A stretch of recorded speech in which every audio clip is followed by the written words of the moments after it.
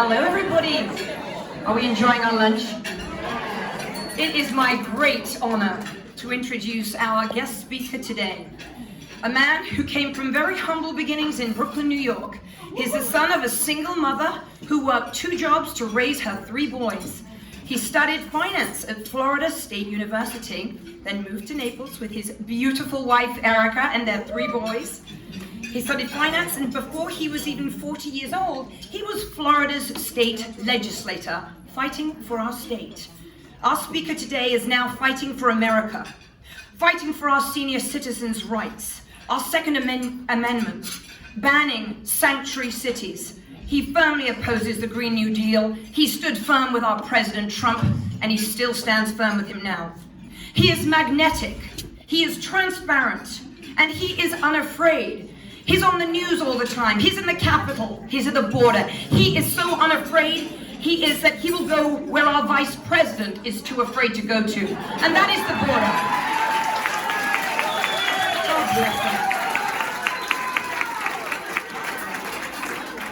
him. We all saw him on our news stations, fist bumping those poor little children at the border. We all saw him. He's so unafraid that he's on the fake news. Yesterday he was on CNN speaking the truth to Americans, because that's what he does. Have you ever known anybody in politics that's got more time for everybody, no matter what walk of life we are? This gentleman here has got time for us even when he doesn't have time, because he's everywhere. As far as I know, he was in New Jersey yesterday. God bless this man. He is amazing. Florida, it's a dream for Florida to have a congressman like him. And it is our luck that Southwest Florida has him as our representative. So from the state capitol to DC, to the border, to Naples, to our Republican luncheon, I would love to give a warm welcome to the best congressman we could ever dream to have, Congressman Byron Donalds.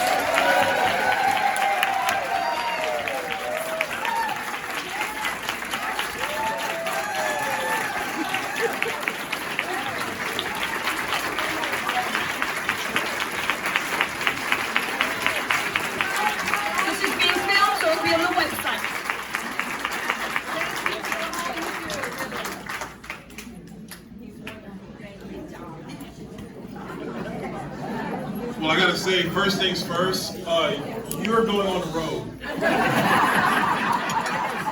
With you, I will. On the road, anywhere I go, you come. Thank you. Well, first, it's good to be home. How are y'all doing? If I didn't know better, I would have swore it was February in Naples, Florida, because this looks like a crowd we typically have in the season. But it's great to see all of you. So, real quick, I was in New Jersey yesterday. I got a call, and the call was, hey, we need you to come to New Jersey. And I said, well, why? I live in the best state in the country. Why would I go there? But they're like, no, there's somebody that we're meeting with, and I think he's going to want you to be there. So yesterday, I was with President Trump. And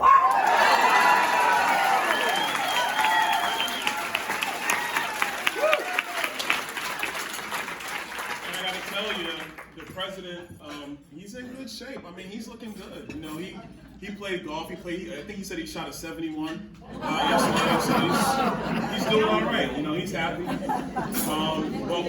Well, we got down to it. I mean, we talked about a lot of policy. You know, we talked about elections. We talked about the border. We talked about our economy.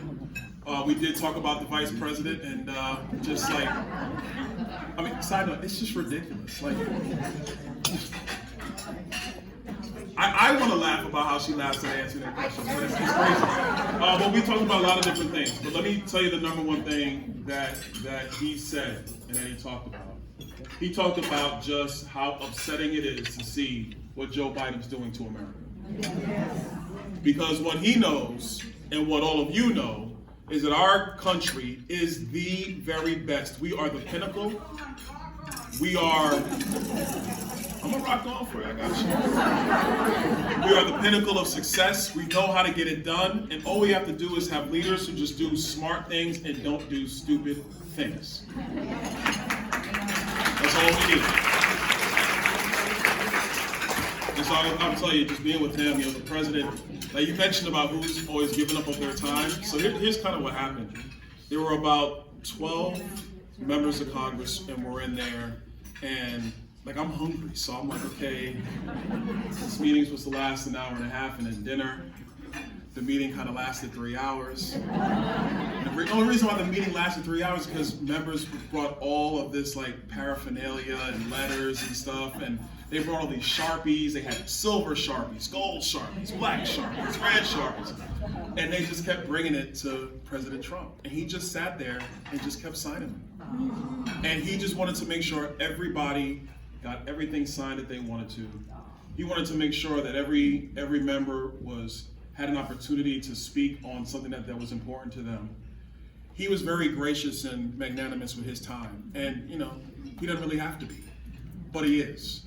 And the crazy thing, especially having done as much media as I do right now, is that these news reporters were so spoiled with Donald Trump because Joe Biden won't even talk to him. And it's like they forgot, because if you remember, like I do, Barack Obama would barely talk to him. And so here came Donald Trump, who would sit there for 30 minutes, 45 minutes, an hour, answering question after question after question, telling them that they were fake news in the process. He would joke with them. He would push back on their points. And they really took it for granted, because now they're starting to whine a little bit like, well, how come they won't answer our questions? And I look at these reporters and I say, because you're in the tank. And if you're in the tank, why would I answer your questions? So here's where we're going to start. If you've known me for any period of time, you know I typically don't know what I'm going to say. I just kind of speak, and we kind of have a nice wild ride. For the cameras, people watching, I always know what I'm going to say, but I just don't plan it, so it just comes out. It's organic, it's live, it's magnetic.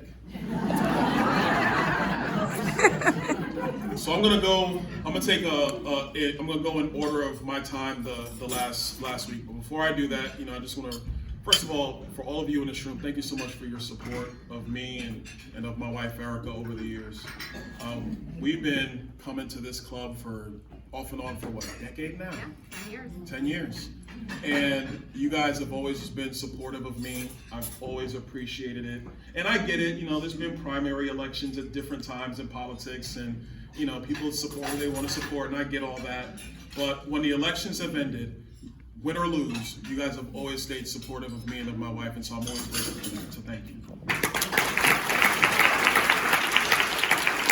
So now to the business. So yes, I did CNN yesterday morning, and yes, CNN has an axe to grind all the time. You know what it is? They have Stockholm Syndrome. They really do. Everybody's seen the Project Veritas video where like the executives got caught on camera by James O'Keefe saying that their entire mission was to make sure that Donald Trump did not win election. That was their entire purpose, right? Well, guys, he hasn't been in the White House in 5 months. The Joe Biden and Kamala Harris and the Democrats in Congress are doing everything they've always wanted, but they can't stop talking about it. I'm in an interview with them yesterday talking about me being blocked from becoming a member of the Congressional Black Caucus, because, You're not black enough. I don't know why I would join. My mom is very upset, by the way. She's not happy about this. My mom is like, I haven't had a chance to talk to her yet, so she's talking to Erica. And I know her tone because, as a son, you know how your mom speaks, you know the cadence. And she's probably like, Byron, this makes no sense to me. Like, why? Explain to me what is going on in this organization while they won't let you in. I mean, you're a black man. You're so successful. But love you, Mom. But she's upset. I'll talk to her later. But anyway, going back to CNN. So the CNN reporter in this interview plays clips of President Trump, and I'm sitting there and I'm like, what? Number one, why are you playing clips of President Trump? Like, he's not said anything about this. I'm not trying to join the Congressional Trump Caucus. This is the Congressional Black Caucus. I mean, that's just what it is. But they cannot get away from him. And you know why? Because number one, their ratings suck. And the only reason they had good ratings over the last 4 years is because they spent every waking hour to polarize President Trump, to demonize President Trump, to foment resentment and anger against President Trump. There was a poll that came out about Joe Biden's approval ratings maybe a week ago. His approval ratings are around 51, 52%. Do you know how utter trash that is? Like, that's awful. It's awful when all of big media and social media are firmly in the tank for your agenda and what you want to do. So if I have everybody from every microphone, on every camera, on every social media station telling you that Byron Donalds is the most magnetic man in all of politics, and he's great and he's awesome. And did you hear his speech yesterday? Did you see the rose that he bought for his wife at the flower shop? Wasn't that amazing? He likes cookies and cream ice cream. Sometimes he engages in Snickers bars, but he likes to work out too, and he lifts weights. Oh, he gave a speech, but it didn't sound coherent, but we're not going to worry about that. This guy is awesome. His smile is great. Do you know what my approval numbers would be? Well, no, listen. There's some people that don't even like Jesus. It's unfortunate.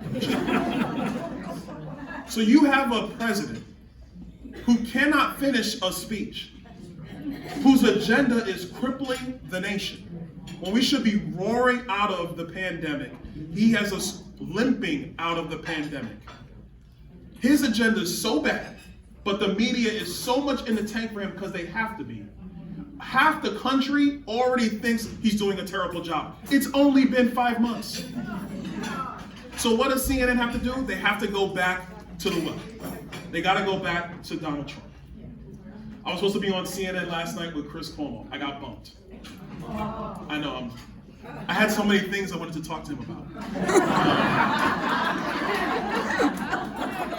I wanted some, one-on-one media attention of how to dodge bad questions. I was going to ask him if he's helped his brother out with all of his situations, but that'd have been too much.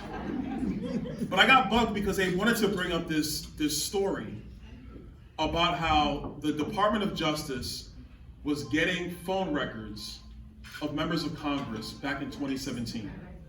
And they're going on and on. Look, see, they're calling me right now. They're going on and on and on about this story. They brought in Adam Schiff, somebody who's completely irrelevant and a liar, by the way, but they brought him on.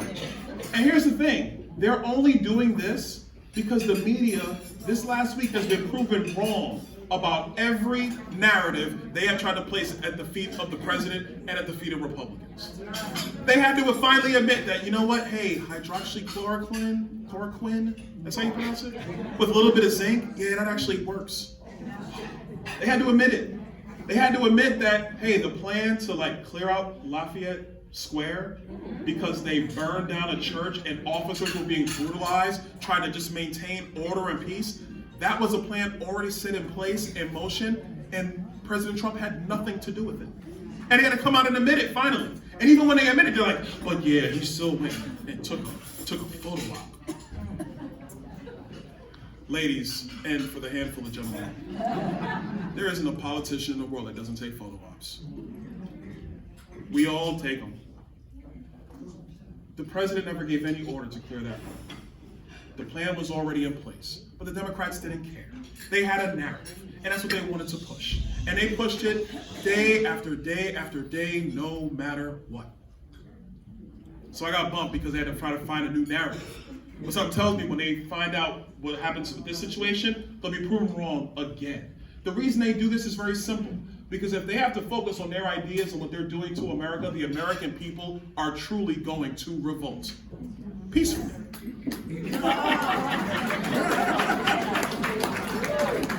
Peacefully. The week before that, I was on the border. I made it to the border twice now. The vice president, who has her own plane, her own security detail, they make her cookies, all that kind of stuff. She couldn't make it. She went down to Guatemala. When they ask her if she's going to go to the border, she talks about going to the Champs-Elysees. I'm going to save that one for later. I've got to bring that one back. Here's why she won't go to the border. Because they broke it. It's that simple. You know what I mean? It's like everybody in this room has children, right? Y'all had children in some way, shape, or form? I'm sorry, birthing persons? My apologies. I want to be inclusive of everybody in the room. When your kids break something in your house, don't they avoid it like the plague? Yes. When they break the cookie jar, notice how they never go into the kitchen the rest of the day? And you go in your house, you look like, now how the heck did this thing? I know I had this back up against the wall. How did it end up on the floor? And then I go try to find one of the, I got 3 sons, so I've been through this enough. I go try to find one of them. Man, what has gone on over here in this kitchen? Dad, what are you talking about? I hadn't been in the kitchen all day. I haven't been there, Dad. Now you know that's a lie. You've been in the kitchen. You are a grown boy. You've been in the kitchen. So they can't go to the border because they broke it. They got rid of the Stay in Mexico policy. They stopped border wall construction. Those are the 2 big highlights. Here's another thing they're doing right now. There's this thing called an aerostat balloon. This is actually a surveillance balloon that was used during the Iraq War. It's like a blimp. They've told the ranchers and the local sheriffs on the border counties that they're pulling out the aerostat balloons. They currently fly along the southern border. They say they're pulling them out. So I said, why are they pulling them out? What did they tell you? They said it costs too much money. I said, no, you guys are kidding me, right? This is what I asked them when I'm on the board. I said, you're joking. They're like, oh no, they said it costs too much money. Now, I sit on a committee where one of the high-ranking Democrats wanted to give the United States Postal Service $8 billion to retrofit their entire fleet and to build charging stations all across the United States for the electric car fleet that they were going to give to the post office. No. In